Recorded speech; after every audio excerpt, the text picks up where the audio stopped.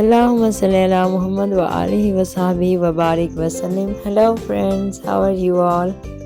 I hope you all are good. और आज देख रहे हैं आप लोग मेरे घर में खुला है बच्चों का सिलाई स्कूल, अमूरे खानादारी का स्कूल। तो यहाँ पे जैसे कि आप देख रहे हैं कि बच्चों की मशीन्स लगी हुई हैं और कपड़े सिलाई हो रहे हैं। यहाँ पे छोटे छोटे बच्चे हैं, यहाँ पे अपने अपने कपड़े सिलाई करने की कोशिश कर रहे हैं। ये बच्चों ने अपने अपने टॉयज़ लिए हैं और वो एंजॉय करने की कोशिश कर रहे हैं यहाँ पे। और आप देख रहे हैं यहाँ पे बड़े मज़े से कपड़े सिलाई हो रहे हैं और इसके बाद कुकिंग क्लास भी दी जाएगी इनको। और आप देखिए और एंजॉय कीजिए।